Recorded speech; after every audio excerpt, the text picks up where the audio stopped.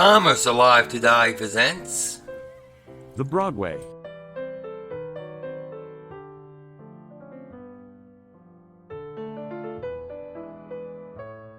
In 1895, J. A. Williams formed J. A. Williams & Company, built and opened his Broadway department store on August 29, 1895.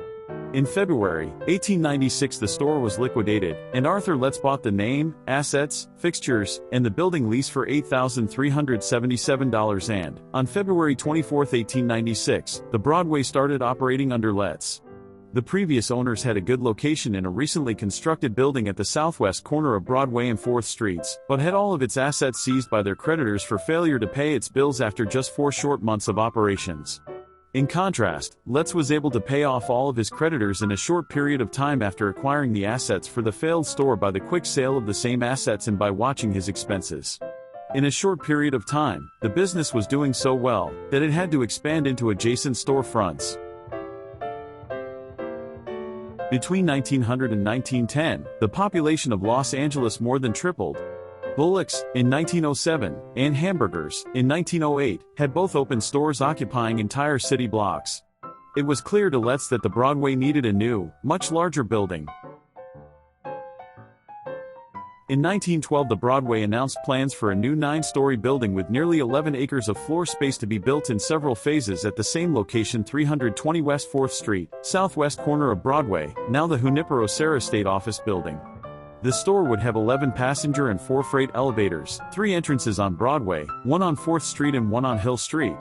The architect was John Joseph Frauenfelder of Parkinson and Bergstrom. With construction starting in 1913 while the current store remained in business. The first phase was to acquire space in the first 3 floors of the Clark Hotel building along Hill Street. The hotel backed up to the Broadway's existing store.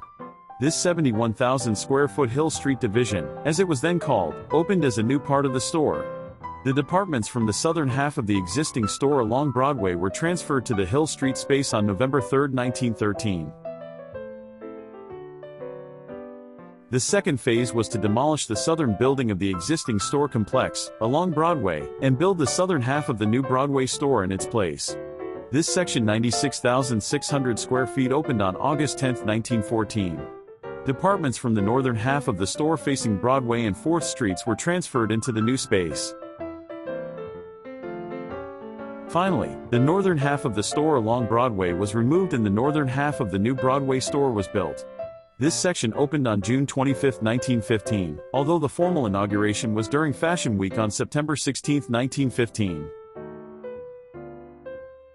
The new and greater Broadway store, as it was advertised, had 242 feet of storefront along Broadway and 166 feet along 4th Street. It was 9 stories high and covered 11 acres, stretching from Broadway all the way west to Hill Street, which also had an entrance. On November 10, 1924, the Broadway added another building, 80 feet wide and 123 feet deep, immediately west of the main building along 4th Street, thus adding 119,790 square feet of floor space over 10 above ground and 3 below ground floors. It added 6 passenger and 3 freight elevators. In 1931, the Broadway bought the B.H. Dias Hollywood store, which became the Broadway Hollywood. In 1940, the Broadway built a landmark 3-story store in Pasadena, at the corner of Colorado and Los Robles on the site of the old famous Maryland Hotel. The striking streamlined modern building had a 117-foot tower with a marquee facing both streets, and parking for 400 cars. It would be abandoned in 1980 for a newly built store across the street in the new Plaza Pasadena Mall. In 1950, the company merged with Sacramento-based Hale Brothers to form Broadway Hale Stores. In the same year it purchased the year-old Westchester branch of Millerans and converted it to a Broadway.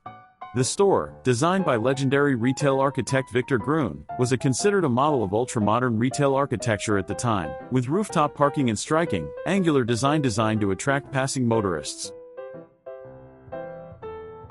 The Broadway bought out competitors in Los Angeles, B.H. Dias, Millerans, and Coulters, and expanded into new markets through acquisitions of small local chains, Marston's in San Diego and Corix in Phoenix.